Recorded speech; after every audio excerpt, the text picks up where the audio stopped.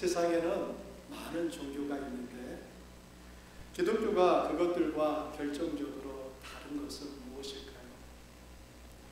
여러 가지를 생각해 볼 수 있겠지만 저는 그 가운데 한 가지를 꼽으라면 구원의 효력이라고 생각합니다. 종교마다 구원을 말합니다.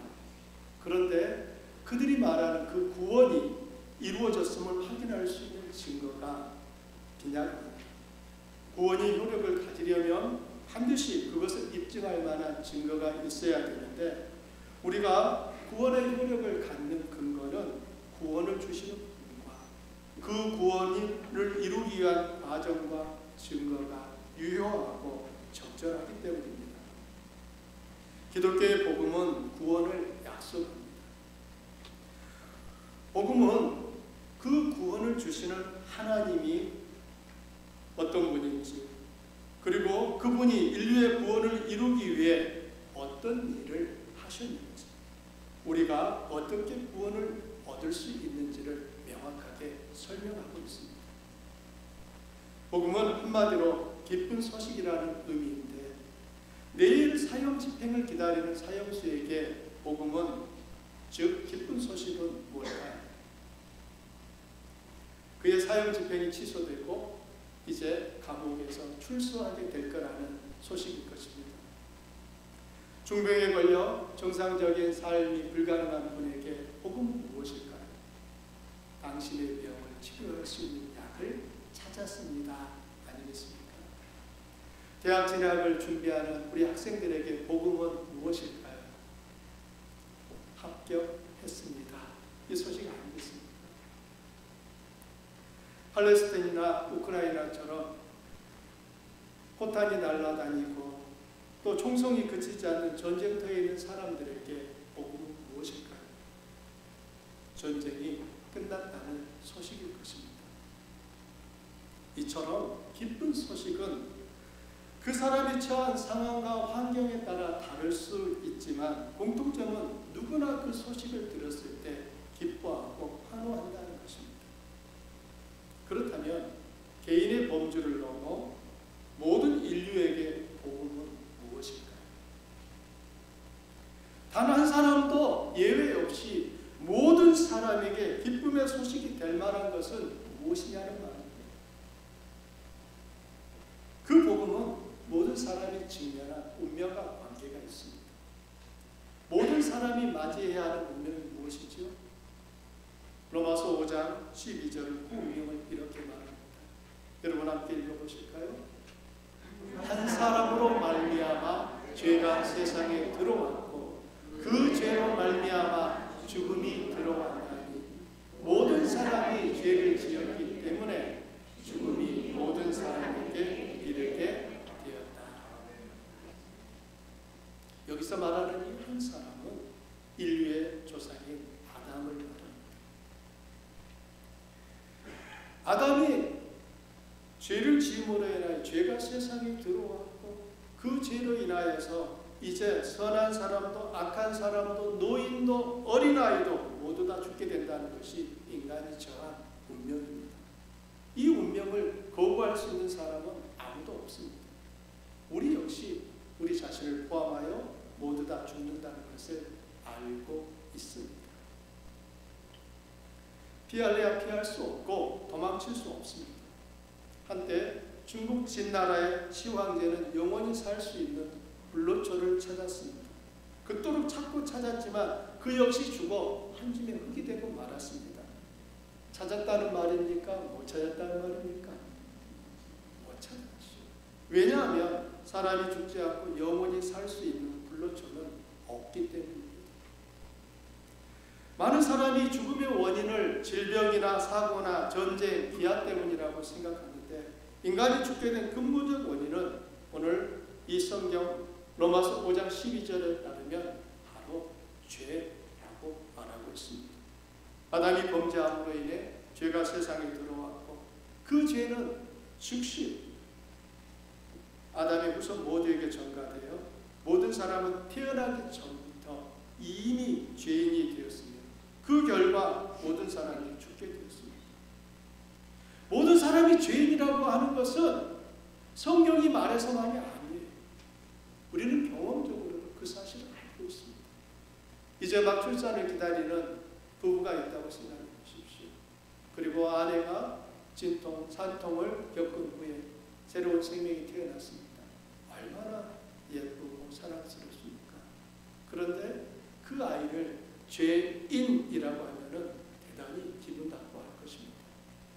하지만 그 사랑스러운 아이가 죄를 짓는 존재라고 하는 것은 그 아이가 자라날수록 우리는 화들합니다.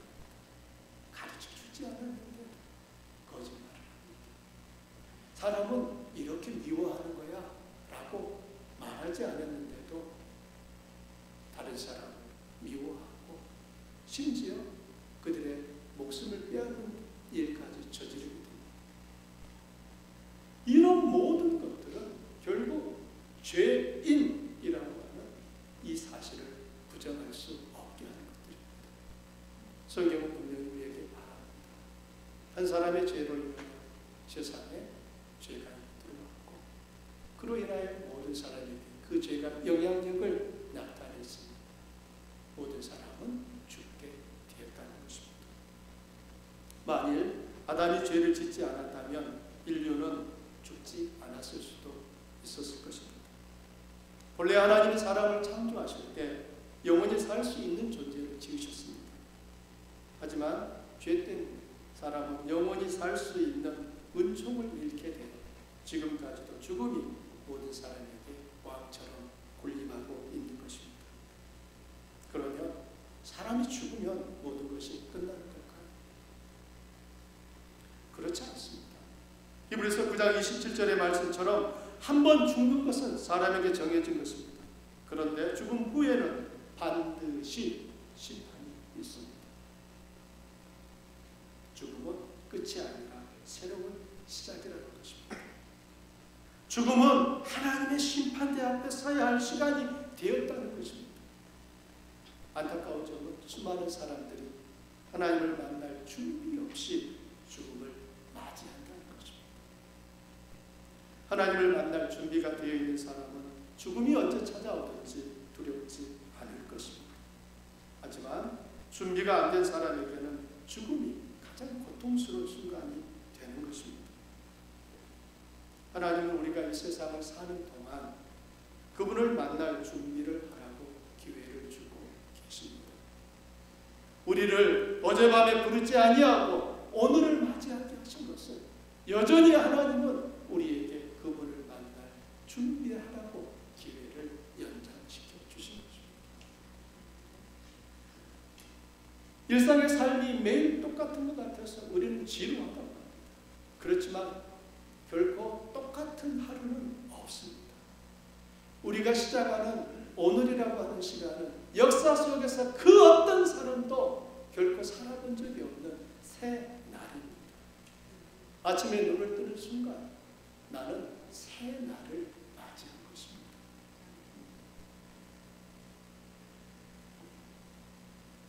어떤 사람들은 윤회를 주장하며 사람은 죽어도 다시 무언가로 새롭게 태어난다고 말합니다. 그가 살아있는 동안 행한 선행에 따라서 환생하는 모습이 달라질 수 있는데 선행을 많이 한 사람은 다시 사람으로 태어나고 악을 행한 사람은 짐승이나 벌레로 다시 태어난다고 주장하며 세상은 끝없이 돌고 도는 것이라고 생각합니다. 그러나 성경은 온 우주를 만드신 분이 계십니다. 그분이 창조하신 시작이 있었던 것처럼 온 우주가 끝나는 그 시간이 있다라고 말하고 있습니다. 죽음은 모든 인간에게 정해진 운명이고 죽음 이후에 심판을 받게 되면 그 결과에 따라 천국과 지옥이라는 전혀 다른 장소에서 영원한 삶을 살게 된다고 말합니다. 기독교의 복음은 심판받아 지옥에서 영원의 시간을 살아야 하는 인간에게 천국에서 영원히 살 수 있는 길을 보여주는 것입니다. 우리가 믿고 있는 그 신앙은 우리가 죽음을 맞이하는 그 순간 그 이후의 삶을 어디 어디서 보낼 것인가를 결정 지어준다. 오랫동안 교도소에서 교도관으로 일하시며 수많은 사형수들의 사형 집행 현장을 보아왔던 박효진 장로님이 사형 집행에 있었던 사형수들의 다양한 그 반응을 말씀하시는 것을 들은 적이 있습니다.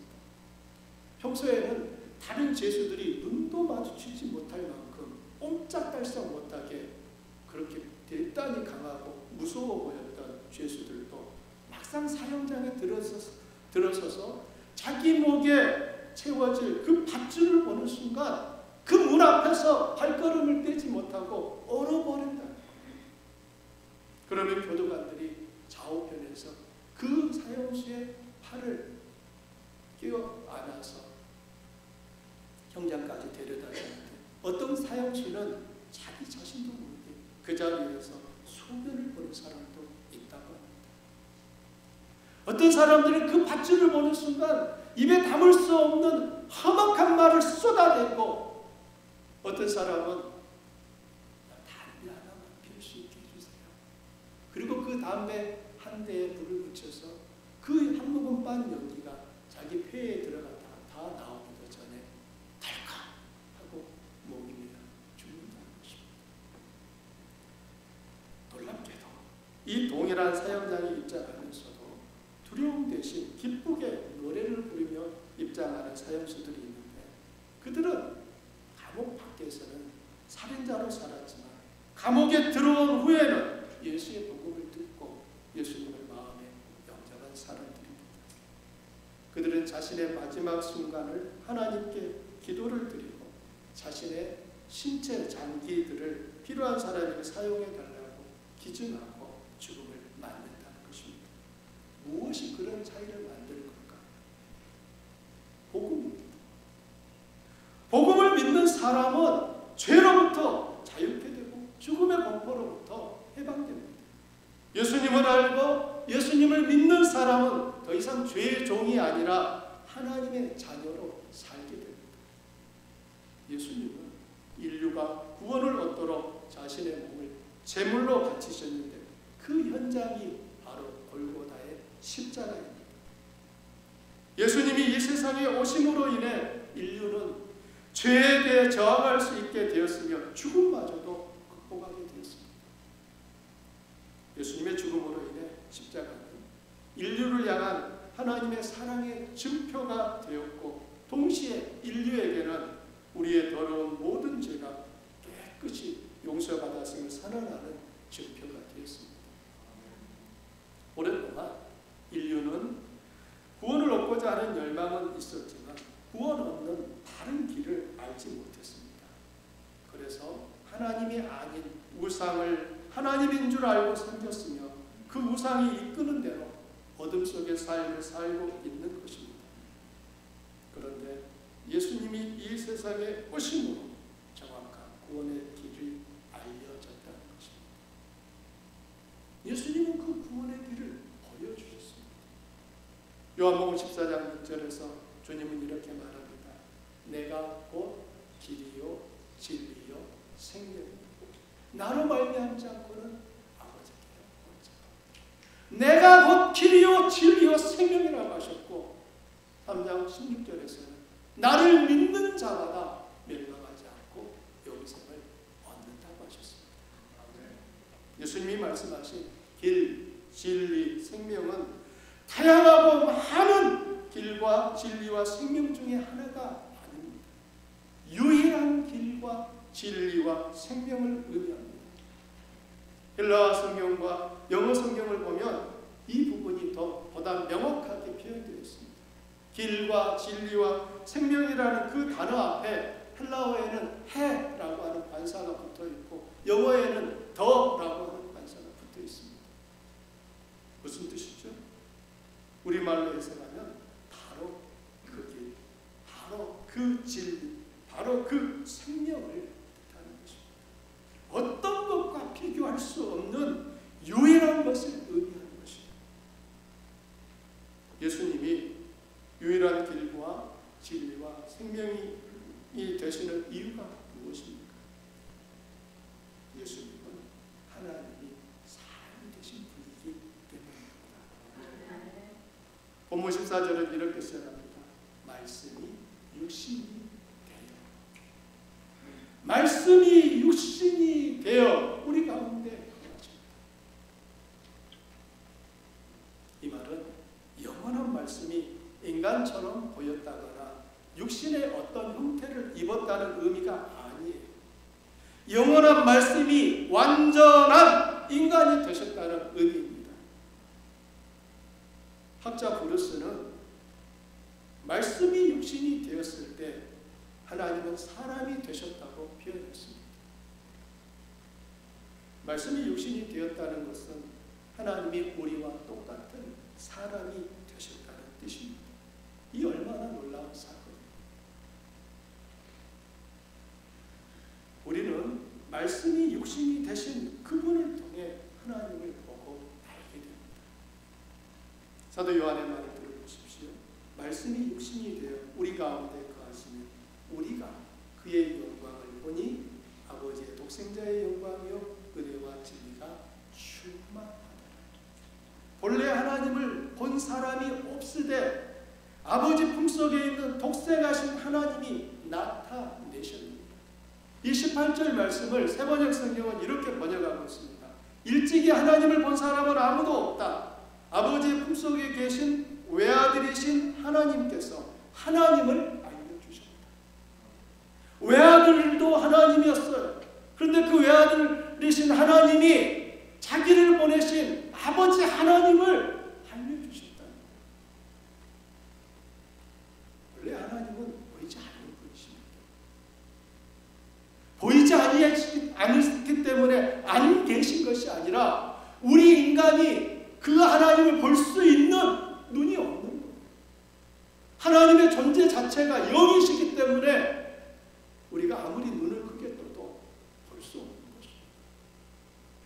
그 영이신 하나님이 우리와 똑같은 육신이 되시고 성경은 그분의 이름을 누구라고 부릅니까? 예수. 예수. 이 말은 하나님이 사람이 되신 분을 가리키는 이름이에요.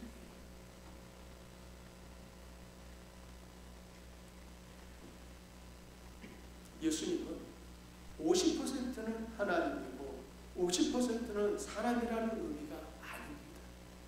예수님은 100% 하나님이고 100% 사람입니다. 예수님은 완전한 하나님이시고 완전한 인간이십니다. 따라서 우리는 예수님을 봄으로 성부 하나님을 보게 되고 예수님을 믿음으로 하나님을 믿는 것이다.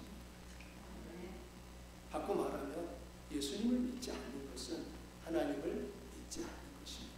예수님의 말씀을 따르지 않는 것은 성부 하나님을 따르지 않는 것이다.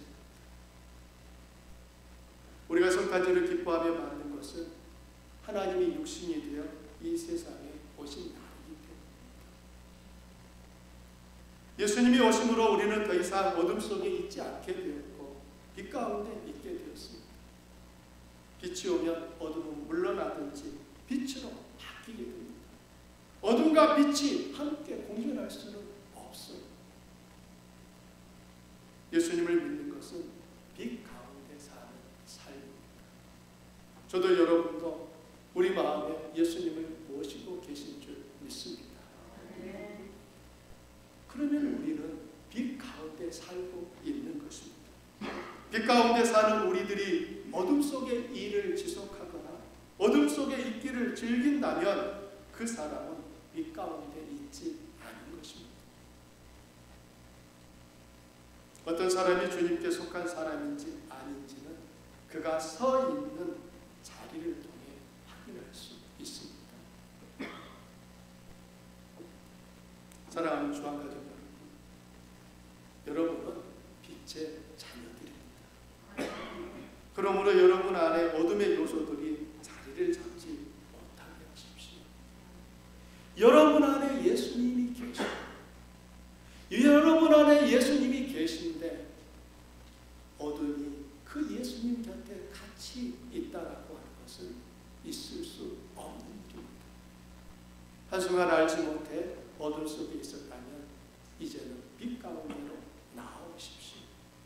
주님을 모시고 사는 사람은 빛의 삶을 살게 됩니다. 더 이상 어둠의 삶을 원하지 않아요. 예수님을 제대로 믿으면 그 사람의 변화가 일어나는 이유가 바로 여기에 있습니다. 과거에는 예수님 믿지 않을 때는 어둠의 삶을 살아도 그것이 오히려 재미였고 오히려 그 어둠의 삶을 동경했어요. 그런데 예수님이 내 안에 들어오신 그 이후로 나는 더 이상 어둠 속에 사는 것이 즐겁지 않게 된 것입니다. 어쩌다 우리들이 어둠의 삶을, 어둠의 행동을 하게 되면 그 자체가 너무 부끄럽고 수치스럽게 생각되기 때문에 그 다음번에 그 어둠이 나를 유혹할 때 거기에 대하여 저항하게 되고 그 어둠으로부터 뒤돌아서게 되는 것입니다. 이 삶을 매일 매 순간 살아가는 사람들에게는 예수님을 닮은 모습이 나타나게 되는 것입니다. 우리가 올해 암송했던 갈라디아서 5장 24절 성령의 열매는 우리들이 어둠에서 돌이켜 빛 가운데 살고자 하는 그 열망의 결과물인 것이죠. 예수님이 세상에 오시기 전 하나님은 자기 백성들에게 율법을 주셨습니다. 그 율법을 받은 사람이 모세입니다. 모세는 시내산에서 하나님이 친히 건네주신 율법을 받아 이스라엘 백성들에게 전했습니다. 그러나 율법은 구원을 얻는 길이 아닙니다. 율법은 우리가 죄인이라는 것을 깨닫게 하는 수단입니다. 따라서 어떤 사람도 율법으로는 의로워질 수 없는데 어떤 사람들은 그 율법으로 의로워지려고 한다는 것입니다. 유대교에서 지키는 율법은 613가지입니다. 모세가 기록한 오경, 장세기, 출애굽기, 레위기, 민수기, 신명기에 나오는 명령들을 세분화하여 하라는 계명 248개와 하지 말라는 계명 365개로 정리해서 이것을 지키고 있습니다. 그중 몇 가지를 소개하면 생육하고 번성하라, 창세기 1장 28절입니다. 모든 유대인 남자는 할례를 받아야 된다, 창세기 17장 10절. 유월절 양고기는 날로 먹거나 삶아 먹어서는 안 된다, 신명기 12장 9절. 곡식 제물에는 누룩이나 꿀이 들어있어서는 안 된다, 레위기 2장 11절. 신년에는 나팔을 불어야 한다, 민수기 29장 6절. 매일 쉐마를 암송하라, 신명기 6장 7절. 이런 식으로 모세 오경에서 각각의 명령들을 뽑아낸 거예요. 하라는 명령 248개, 하지 말라는 명령 365개. 그 말씀 613가지를 지키면 자신이 구원을 받을 수 있다라고 생각하는 것입니다. 어떤 사람이 613가지의 계명을 지키기 위해 나름 최선을 다해서 그중 612가지를 지켰습니다. 그리고 하나를 지키지 못했습니다. 이 사람은 율법을 지켰습니까? 못 지켰습니까? 오늘은 이 사람이 그런 일은 없겠지만 613가지를 다 지켰다고 해보십시오. 그런데 다음날 2개를 못 지켰습니다. 이 사람은 율법을 지킨 사람입니까? 못 지킨 사람입니까? 이처럼 율법이라고 하는 것은 내가 어떤 노력을 다 하더라도 하나님이 제시하신 그 기준을 내가 다 맞추며 살 수 없다는 것을 깨닫게 하는 수단이라는 말입니다.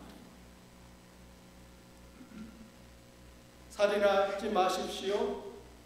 살인하면 당신도 죽게 됩니다. 이 법이 있기 때문에 우리는 사람을 죽이는 것이 죄가 된다는 것을 알 수 있는 것입니다. 만일 사람을 죽이면 당신도 죽게 됩니다. 이런 법이 없다고 해보십시오. 그럴 때 사람을 죽였습니다. 죄가 됩니까? 안 됩니까? 안 돼요. 율법이 있기 때문에 우리는 하나님이 제시하시는 그 기준이 무엇인지를 알게 되고 그 기준을 지키려고 몸부림을 치지만 내가 그 기준을 다 도달하기에는 너무나 턱없이 부족하다는 사실들을 알게 됩니다. 그러면 우리에게는 어떤 마음이 들까요? 따라서 해보십시오. 절망. 나는 아무리 해도 안 되는구나. 이걸 깨달아야 돼. 내가 조금만 더 하면 되겠네. 이건 아직도 율법을 통하여 자기가 죄인이라는 사실을 절반만 알고 있습니다. 율법 앞에 섰을 때 우리는 어떤 사람도 절망하지 않는 사람이 없습니다. 다 절망. 도무지 이 율법을 내가 직접 살 수가 없다. 그 절망한 사람은 그 다음에 빛을 보게 되는 겁니다. 율법이 아닌 하나님이 구원의 길로 제시해 주신 그 길을 붙잡게 되는 겁니다. 하나님은 십계명만 주신 게 아닙니다. 율법만 주신 게 아니에요. 하나님은 율법도 주셨지만 그 율법을 지키지 못하는 사람들이 구원을 얻을 수 있도록 하나님이 제시하신 그 길을 주셨습니다. 그 길이 17절 말씀에 소개됩니다. 이 말씀 함께 읽어보실까요? 율법은 모세로 말미암아 주어진 것이요 은혜와 진리는 예수 그리스도로 말미암아 온 것이다. 하나님이 율법을 주실 때는 모세를 통하여 주셨습니다. 그런데 하나님께서 우리에게 은혜와 진리는 예수 그리스도를 통하여 주신다는 것입니다. 예수님은 성령으로 마리아에 의해 잉태되어 10달을 채우고 세상에 나오셨습니다. 유대 땅 베들레헴 마구간의 말구에 누우신 예수님은 마침내 골고다 언덕에 세워진 십자가에 달려 숨을 거두셨습니다. 우리는 예수님의 마지막 말씀을 알고 있습니다. 어떤 말씀이었죠? 셰퍼드 라이프 5권 반 시험 문제였습니다.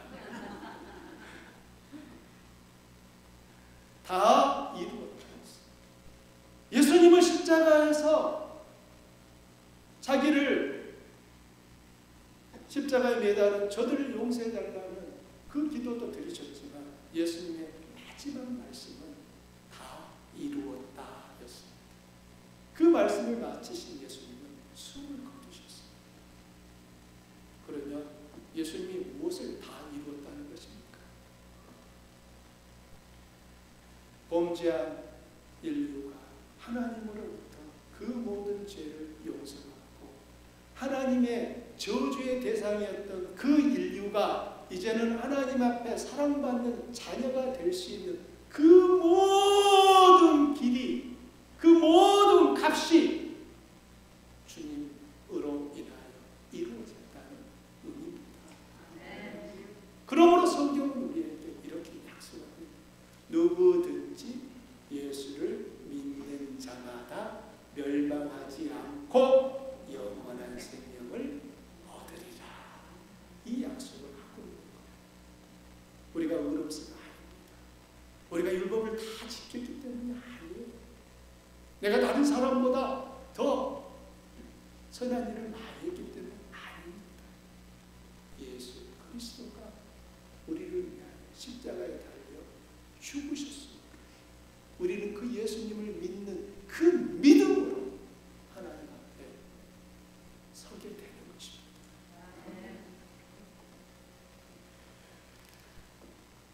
우리에게 성탄절이 기쁨이고 의미가 있는 이유가 바로 여기에 있습니다. 예수님은 이 땅에 사람으로 태어나셨고 그 예수님은 십자가에 달려 죽으셨는데 태어나신 그 순간부터 예수님 죽으실 그 자리까지 다 준비하고 계셨다는 말이죠. 하나님의 아들이 범죄한 나를 구원하기 위해 사람이 되셨기에 이 성탄절이 우리에게 가장 큰 의미 있는 날이고 기쁘고 축하할 날이 되는 것입니다.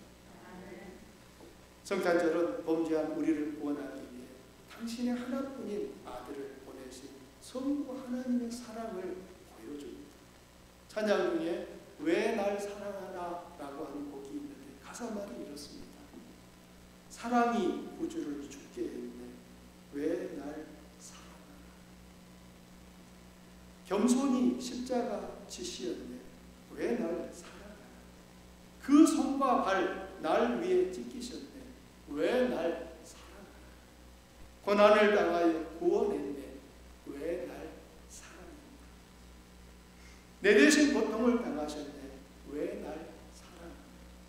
죄 용서 받을 수 없었는데 왜 날 사랑하나. 우리를 향한 성부 하나님의 사랑, 우리를 대신하여 기꺼이 십자가를 지신 성자 하나님의 사랑과 그분이 이루신 일을 말하는 그 복음이 믿어지고 복음을 따라 살도록 도우시는 성령 하나님을 우리가 찬양하며 감사합시다.